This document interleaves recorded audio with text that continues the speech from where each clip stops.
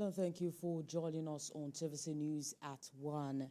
The Economic and Financial Crimes Commission has dissociated itself from a report claiming it has released a full list of ex-governors being investigated for alleged corruption.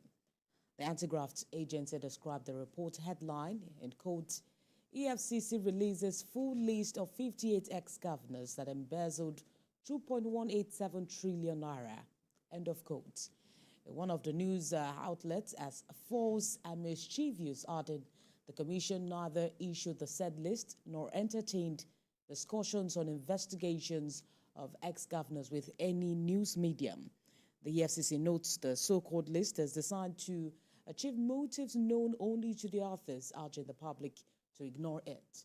The commission has advised the media to cross-check facts pertaining to matters under investigation to avoid misleading the public.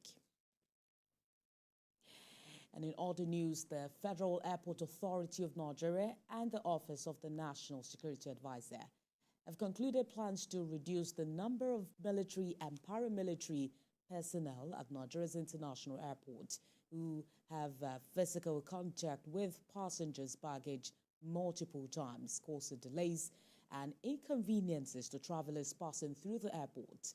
Complaints have increased over what passengers term unnecessary multiple checks of their belongings by many officers of the security agencies who mount checkpoints inside the terminals of airports. Experts in the aviation industry have also called for a streamlining of such exercises, as well as a drastic reduction of such agencies' personnel, while others suggest a centralized structure of checks be adopted to reduce the number of human contact passengers' belongings are subjected to. The Managing Director, FAN, Olubumi Kuku, says the agency and the Office of the National Security Advisor have agreed to carry out short and long-term measures to address the issue, including the creation of a joint coordination room where all the agencies can view CCTV cameras for security enhancements. And away from that, the Imo State Police Command has inaugurated over 100 personnel as a school protection squad to ensure safety in schools across the state. Launching the program under the Safer School initiative of the Nigeria Police at City Secondary School in Owerri. The Commissioner of Police says this move will enhance safety of students, teachers, and educational institutions across the Federation. Senior reporter Prince Uba reports. Here at City Secondary School in Owerri is the venue for the launch of Safer School initiative of the Nigerian Police to ensure safety in schools at all levels. In recent times, schools, especially in the northern Nigeria, have been the target of bandits as vulnerable students are held hostage by their abductors, and oftentimes huge ransoms are paid. Security is our primary concern. To avert this trend, authorities of the Nigerian Police came up with this initiative to ensure safety of lives and property in schools. The Commissioner of Police in Imo State, has deployed over 100 school protection squads with modern devices to ensure safety in schools. We have installed some gadgets in schools within Owerri municipality, and we are going to install some gadgets in other schools outside Owerri. You have seen those motorcycles. They are meant to enter hinterlands. The motorcycle, if there will be any attack, will enter to so many schools to prevent attacks of schools from hoodlums. And I'm giving you for assurance, as from now henceforth, there will be peace in all the schools. For the Commissioner of Education in Imo State, John Cliff Mwadike, the initiative will play a crucial role in enhancing safety and avert any eventuality that may arise in any school in the state. We hear a lot of ugly news happening in some schools in some of our states in the country. For the police to come out with these safer school initiatives means that the police is indeed friendly with the people. The police has shown capacity. This is the Safer School workshop. They're here to give us a secure and conducive learning environment. So I think that we are going to rely more on the police. Like they say, they are our friends. So we're going to rely more on them to secure us and keep us safe. The Nigerian police in Imo State believe through collaborative efforts from the public, a secured and conducive learning environment can be achieved for every child in Imo and the country at large. Prince Oba, TVC News, Owerri. Still talking security matters, the Nigeria Security and Civil Defense Corps has paraded a 32-year-old man operating an unregistered hospital. He was arrested in Boripe local government area of Osun State by officers of the NSCDC after causing the death of a pregnant woman with over 9 months pregnancy. The self-acclaimed medical doctor with 6 employees confessed to have been practicing for more than 6 years with a senior school certificate qualification. The state commandant of the NSCDC, Michael Adaralewa, promised that the suspect will face the wrath of the law upon completion of investigations. Speaking on behalf of the chairman, Nigerian Medical Association, Dr. Ayodeji Ogungbemi, said efforts have been put in place by the leadership of the association to ensure only qualified doctors have access to stamp, urging members of the public to be wary of quack medical personnel. This is our appeal to the general public to please desist from patronizing these so-called quack doctors. Don't patronize those that will endanger your health and your life. Patronize certified medical practitioners. Public should be aware that not everybody that labels themselves doctors are doctors. You have the right to request for the registration number of your doctor. You have the right to request and check. You have the right. In fact, community leaders, association leaders can investigate the registration of the various hospitals or maternity centers in their environment. Again, one of my patients that brought our sister come. So that my patient.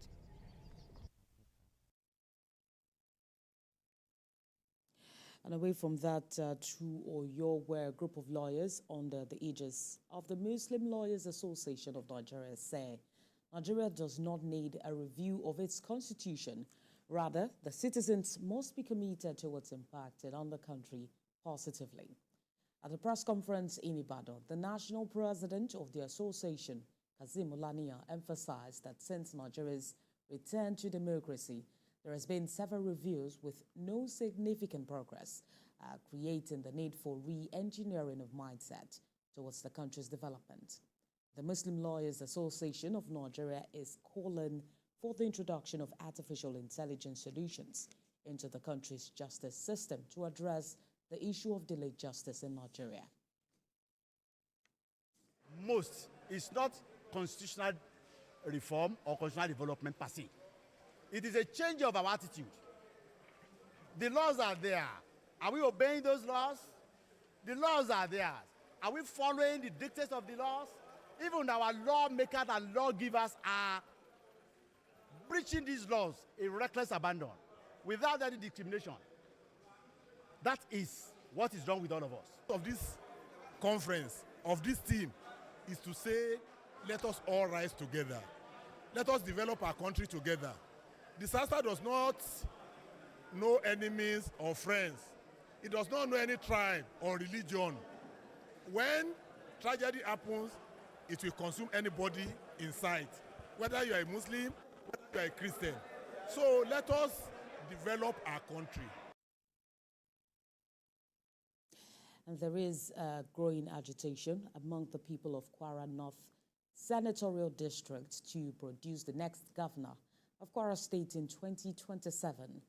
The region has not produced a governor since 1999. Speaking with a journalist in Ilorin, the senator representing Kwara North, Sadiq Umar, appealed to all the senatorial districts to concede the governorship position to Kwara North, irrespective of political affiliations, in the interest of justice, equity, and harmony. The last time a Kwara Northerner was the governor of the state was in 1992, during the aborted transition to the Third Republic. Section of the state must harmonize our aspiration and interest. So, if some regions have had the opportunity to produce the governor more than others, for a region like ours since 1999 that have not had that opportunity, we are saying Kwara North that the state has to give an opportunity to a Kwara Northerner to also sit on the chair. Not because he's going to be a governor for Kwara North, it has to be the governor of Kwara State. But everybody will feel happy that that tripod is in harmony. So when you say equity, fairness, whatever, those are grammars, but a democracy is that the people vote and make a choice of who they want to make as a governor. There's nothing you can do about that. But we are saying in Kwara North, because we don't have that opportunity yet, let's make sure Kwara State is the state of harmony. And away from Kwara to Taraba, where the governor, Akintelure, has warned that his administration will no longer condone laxity after the celebration of 1 year in office by May 29. The governor spoke at the Government House Banquet Hall, Jalingo, during the swearing-in ceremony of special advisors and members of the State Judicial Service Commission. TVC News senior reporter Olabi Ademise filed this report. Are the third batch of appointees to be administered the oath of office since Akintelure assumed office as governor of Taraba State. Among them are 4 special advisors and 2 members of the State Judicial Service Commission, as well as Taraba State Investment Promotion Agency and the Christian and Muslim Pilgrims Welfare Boards. Governor Kefas congratulated the appointees and promised to create an enabling environment for them to thrive. For those of you that have been appointed today, I want to congratulate you and to assure you that we will create an enabling environment for you to exercise your talent, your experience, and all you have to move Taraba forward.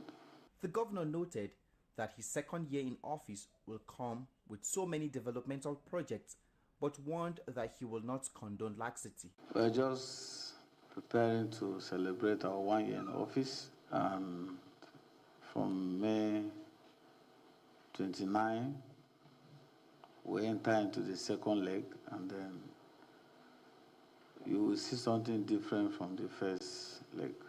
Some things that we took for granted in the beginning of this administration will not be tolerated after May 29. Speaking on behalf of the appointees, Honorable Kabiru Jallo thanked the governor for counting them worthy to be part of his administration.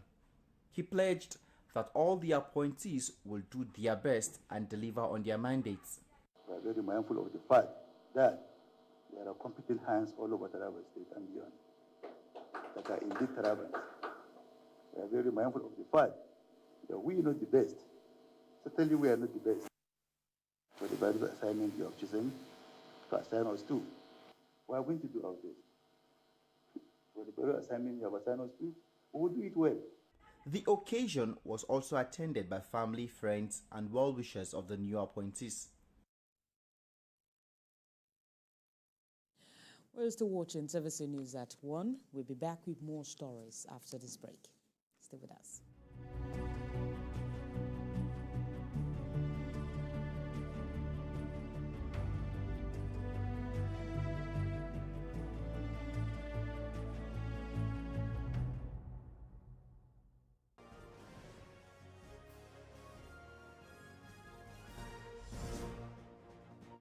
Planet, our home, threatened by man's activities with fears of mass extinction on the rise. On Green Angle, we examine the issues that affect our environment, seek solutions to put us on track to secure and restore a cleaner and greener world for generations to come.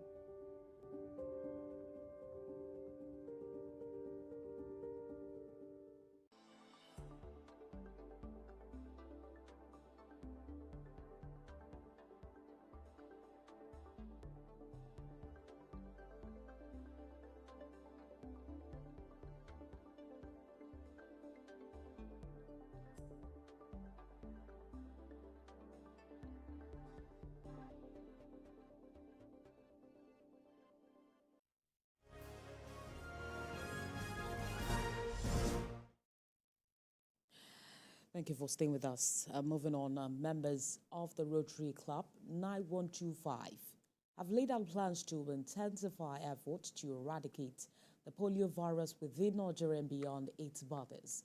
They also pledge to continue delivering essential community services to those in their need across the country. Senior reporter Ibrahim Issa brings us highlights from Rotary Club's 15th District Conference, where key discussions were held. Officials of the Rotary Club 9125 arrived in Kano State, Northwest Nigeria for the 15th Joint District Conference. They convened to address critical issues facing Nigeria and to propose actionable solutions. To come and speak to us on the media catalyst for hope. Among the distinguished speakers at the conference was TVC News Group Controller, Current and Public Affairs, Babajide Kolade Otitoju, who emphasized the indispensable role of journalists in upholding truth and maintaining unwavering dedication to the nation. Sharing stories of positive change and resilience can help counterbalance the prevalent narrative of despair and helplessness, encouraging people to believe in their own capacity to bring about positive transformations in their lives and communities. During the event, officials of the Rotary Club 9125 reiterated their commitment to combating polio within Nigeria and extending their efforts beyond borders. They also underscored their dedication to sustaining their momentum in community service initiatives. My name is Sagab Sani Ahmed. Speaking on behalf of the Rotary Club, Governor Sagab Ahmed, alongside Rotary Club officials, outlined strategies devised to advance their mission. The district conference is like an annual general meeting of the district. It holds once a year, usually around this time, because after this, there will be a Rotary International Convention, which is like, major, convention of all Rotary clubs in the world. 220 countries, Rotaractors are Rotarians. We live like family. Rotary has done wonderfully well in the area of polio worldwide. We took that big step. When you come together, you can put funds together to intervene in societal humanitarian activities. The conference's theme, Hope in Action, Inspire Change, Transforming Lives, reflect the spirit of gathering, which seeks to foster friendship, fellowship, and a shared dedication to serving communities.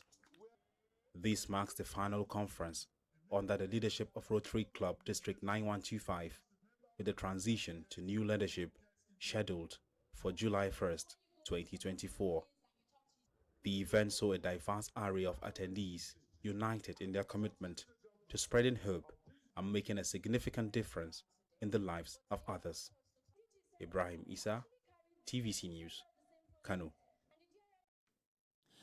Now let's turn our attention to Ondo State, where the governor, Lucky Aiyedatiwa, has urged young adults to pursue self-employment through skill acquisition. The governor spoke during the flag-off ceremony of the Public Service Training Institute Youth Empowerment Program and the unveiling of the Institute's e-learning platform at Ilaramoki in a federal local government area of the state. He reaffirmed his administration's unwavering commitment to fostering the growth and prosperity of young people in the state. Mr. Aiyedatiwa emphasized the importance of seizing training opportunities and highlighted the significance of knowledge economy driven by quality education and technology, urging youth to prioritize technological skills.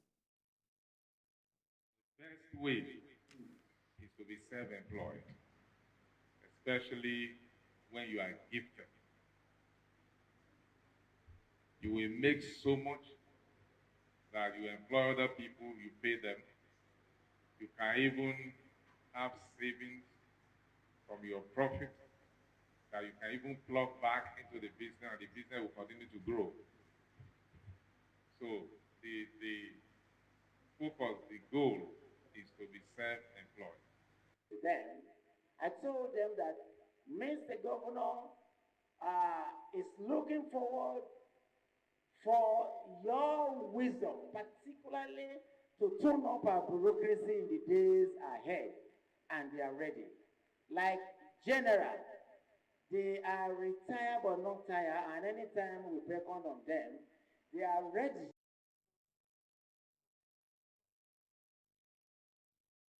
Staying in Ondo State, a former governorship aspirant of the All Progressives Congress in the state, Paul Akintelure, who died 24 days before the party's primary election, has been described as a man of integrity and profound impact. Governor Lucky Aiyedatiwa and other dignitaries spoke at the funeral mass for the deceased politician at the St. Pius Catholic Church in Okitipupa, local government area of the state. Senior reporter Ayodeji Oradia has more details on this.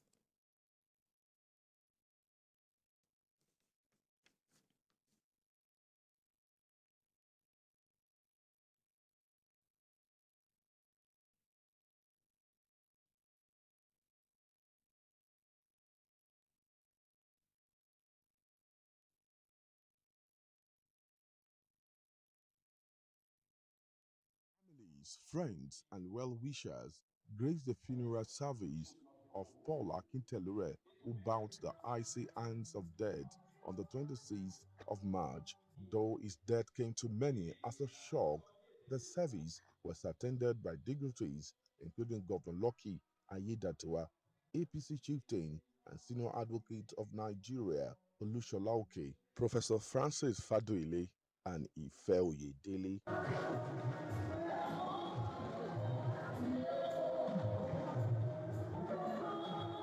They put a crisis that trailed the APC governorship primary behind them to honor a cherished son of Igbo Tako. Governor Aiyedatiwa emphasized that the ceremony was a celebration of Akintelure's remarkable life rather than a time for mourning. It is a loss of a husband, a father, an uncle, a brother, a political associate, a lead, a loss.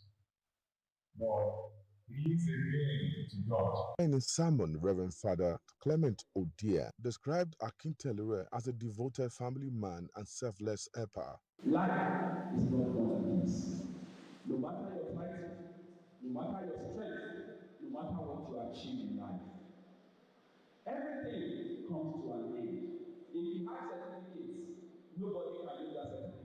Akintade Akintelure, who represented the family, expressed profound gratitude for the support received. Paul Akintelure died on the 26th of March at the age of 61, leaving behind a wife, children, and a legacy of service.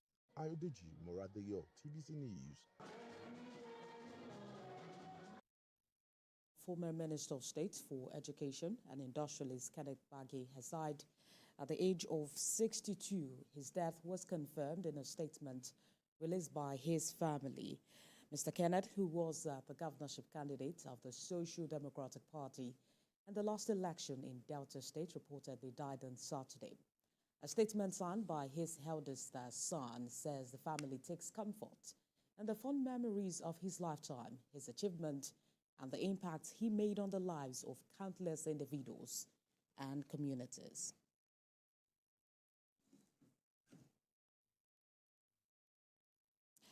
And our TVC News at 1. For more updates on the stories we are monitoring, you can visit our website on www.tvcnews.tv. You can also follow us on our social media handles, Facebook, Instagram, and on X at TVC News NG. On YouTube, we are live at TVC News Nigeria.